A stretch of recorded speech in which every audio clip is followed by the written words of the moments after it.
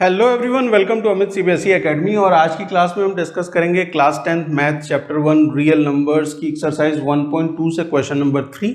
Last question है ये exercise 1.2 का। और यहाँ पे क्या करना है, prove that following are irrational 1/√2, 7√5, 3 + 2√2। इसे हमें प्रूव करना है कि ये क्या है, इरेशनल है। देखिए, इरेशनलिटी के प्रूव हमने कई सारे एग्जाम्पल और क्वेश्चंस में भी, प्रायर क्वेश्चंस में भी हमने सॉल्व किए हुए हैं। कैसे प्रूव करते हैं कि कोई नंबर इरेशनल है, कॉन्ट्राडिक्शन मेथड का यूज़ करते हैं और हम प्रूव करते हैं। तो सबसे पहला जो है उसको हम सॉल्व करेंगे। यहाँ पे फर्स्ट को मैं सॉल्व कर रहा हूँ, 1 + √2 को मैं ये प्रूव करने जा रहा हूँ कि ये क्या है, एक इरेशनल नंबर है। ठीक है, तो प्रूव करने के लिए क्या करते हैं, कॉन्ट्राडिक्शन मेथड। कॉन्ट्राडिक्शन मेथड क्या कहता है कि अगर आपको ये प्रूव करना है कि ये इरेशनल है, अगर आपको ये प्रूव करना है कि ये इरेशनल है, तो आप इसे मान लीजिए कि ये क्या है, एक रैशनल नंबर है ना। तो आप लेट करिए, लेट 1/√2 इज रैशनल, है ना। आपने क्या माना, 1/2 क्या है, रैशनल है। अगर 1/2 रैशनल है ना, तो उसे हम लिख सकते हैं a/b के फॉर्म में। 1/√2 can be return as a/b। ठीक है, a/b के फॉर्म में लिख सकते हैं, जहाँ पे a और b दोनों के दोनों क्या होंगे, इंटीजर्स हो जाएंगे। क्लियर है, a और b क्या है, इंटीजर्स हैं। b की वैल्यू यहाँ पे क्या होगी, 0 नहीं होगी।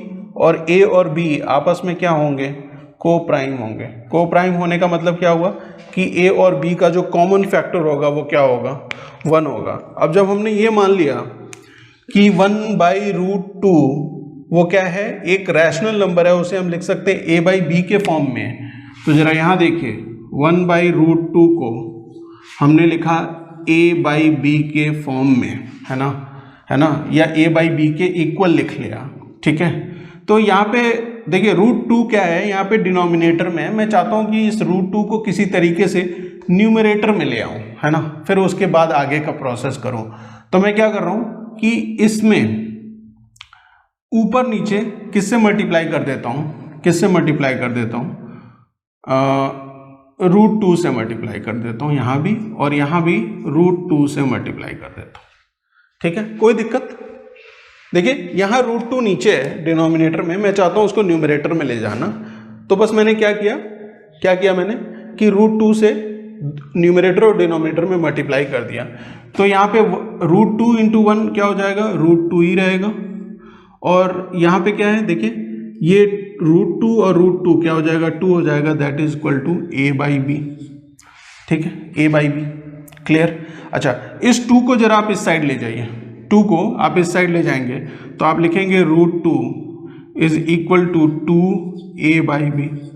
अब मुझे बताएं आप जरा कि ये 2 क्या है, what is this 2? 2 is an integer. 2 क्या है, 2 तो एक इंटीजर है।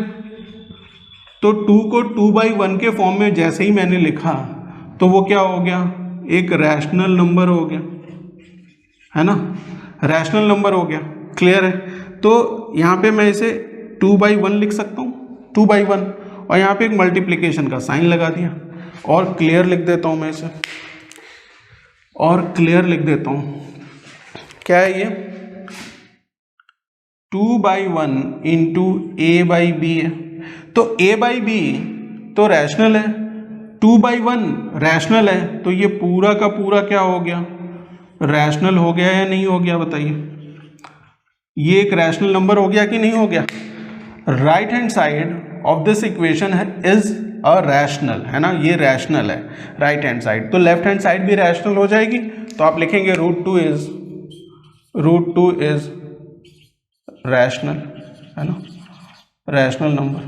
√2 क्या है, रैशनल नंबर है। आप मुझे बताएं, हमने तो ये थ्योरम प्रूव किया था कि √2 इररेशनल है, तो इसका मतलब ये फैक्ट को कॉन्ट्राडिक्ट कर रहा है। तो आप लिखेंगे यहां पे this contradict the fact that √2 is rational, है ना। रूट 2 इर्रेशनल है, ये स्टेटमेंट कॉन्ट्राडिक्ट कर रही है ना। अच्छा, और ऐसा कॉन्ट्राडिक्शन क्यों आया? Because our assumption is wrong. Our assumption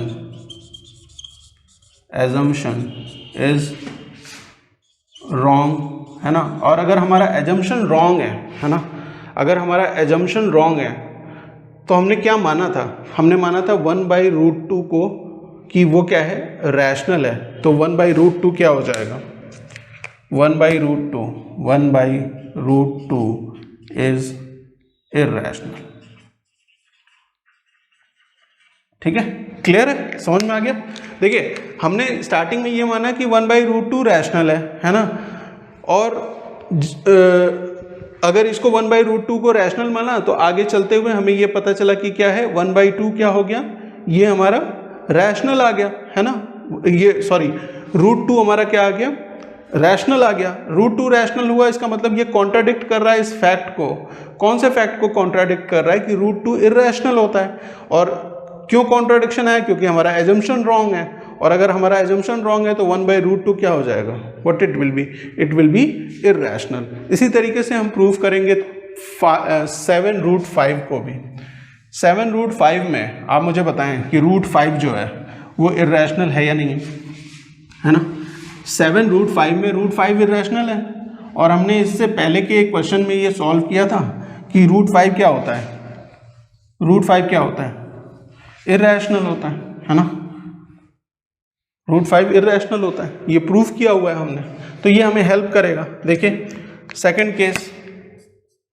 second case में 7√5 को हमें ये प्रूफ करना है कि ये इर्रेशनल है ना, इर्रेशनल है। तो हम क्या करेंगे? लेट करेंगे 7√5 बी रैशनल, है ना। क्या करेंगे कि इसे मान लेंगे कि ये रैशनल नंबर है। तो 7√5 को अगर आपने रैशनल नंबर माना तो उसे a/b के फॉर्म में लिख सकते हैं। a और b क्या होते हैं? What is this? a and b, ये तो इंटीजर्स हैं, ठीक है। b की वैल्यू क्या होगी? 0 नहीं होगी। और a और b दोनों के दोनों आपस में क्या होते हैं? को प्राइम होते हैं, ठीक है, क्लियर है। 7√5 को आपने a/b के फॉर्म में लिखा। 7√5 इज इक्वल टू a/b के बराबर होगा, है ना। a/b के बराबर होगा। तो जरा इस 7 को इस साइड ले जाइए। तो √5 इज इक्वल टू a/b, यहाँ पे 7 भी आ जाएगा, है ना। मुझे बताएं जरा आप, मुझे बताएं कि 7 क्या है? 7 तो एक इंटीजर है ना, 7 इज एन इंटीजर। और a/b क्या है? a/b तो रैशनल है ना, a/b रैशनल है। तो अगर एक इंटीजर का मल्टीप्लिकेशन एक रैशनल में होगा, है ना, एक इंटीजर का मल्टीप्लिकेशन, यहाँ देखिए a/b में, यहाँ डिनोमिनेटर में मैंने क्या किया है, या इस तरह से भी समझ सकते हैं कि b भी क्या था? b क्या है? What is this b? b is an integer, है ना। 7 भी इंटीजर है, तो इन दोनों का मल्टीप्लिकेशन भी क्या होगा? इंटीजर ही होगा। तो ये क्या है? What is this? This is a rational number, ठीक है। बात समझ में आई?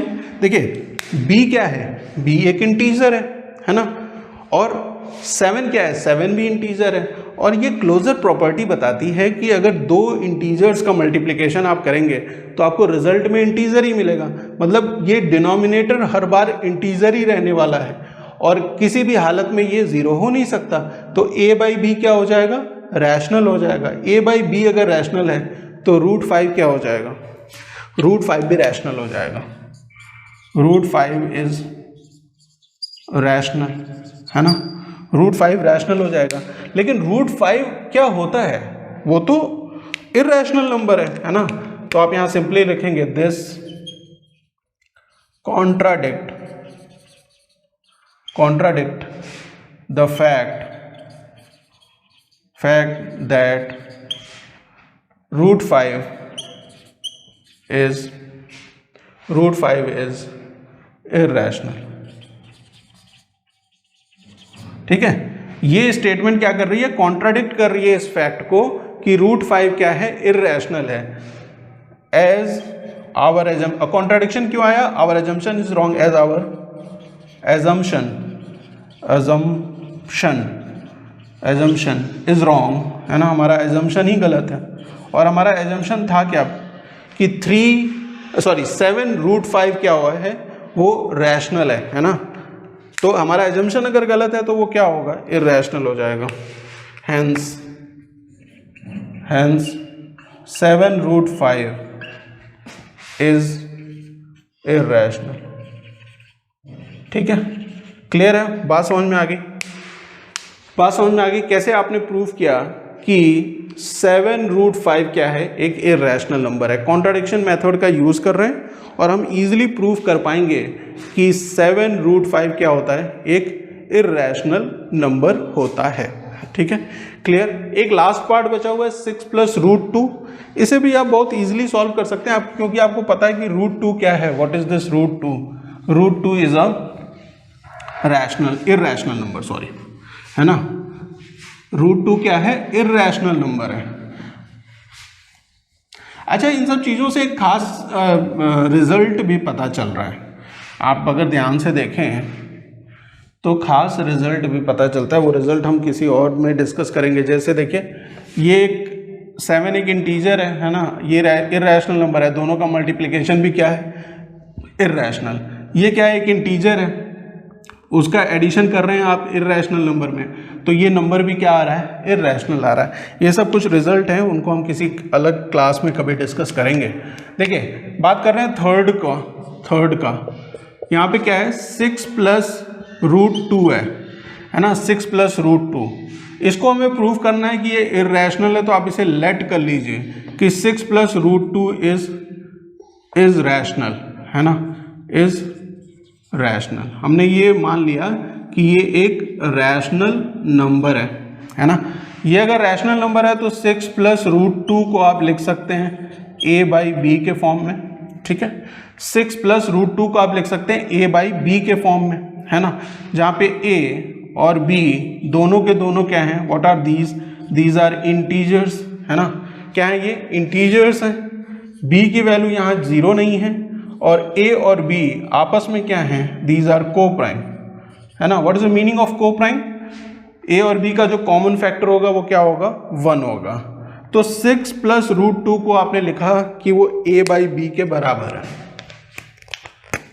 6 + √2 को आपने लिखा कि ये a/b के बराबर है। इस 6 को इधर ले जाएं तो √2 इज इक्वल टू a/b - 6, है ना, a/b - 6। अच्छा, 6/1 अगर मैं लिख दूं तो कोई प्रॉब्लम है क्या? कोई प्रॉब्लम नहीं है। अच्छा, a/b क्या है, रैशनल है। 6/1 क्या है, रैशनल है।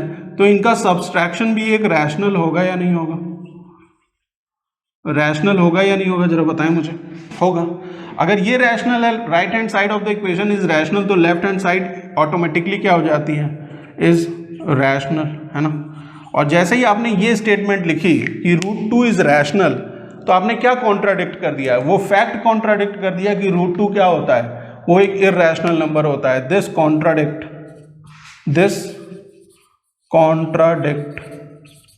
द फैक्ट, ये फैक्ट को कॉन्ट्राडिक्ट कर रहा है दैट √2 इज इर्रेशनल, है ना। और ऐसा क्यों हुआ? As our assumption is wrong, as our assumption is wrong. और अगर आपका एजम्पशन ही गलत था तो आपने माना क्या था कि 6 + √2 क्या है, एक रैशनल नंबर है। तो इसका मतलब क्या हुआ कि 6 + √2, यहाँ पे लिखेंगे आप हेंस 6 + √2 इज इर्रेशनल। ठीक है, क्लियर है। क्वेश्चन नंबर 3 क्लियर हो गया। Exercise 1.2 class 10 math chapter 1 real number का ये लास्ट क्वेश्चन था एक्सरसाइज 1.2 का।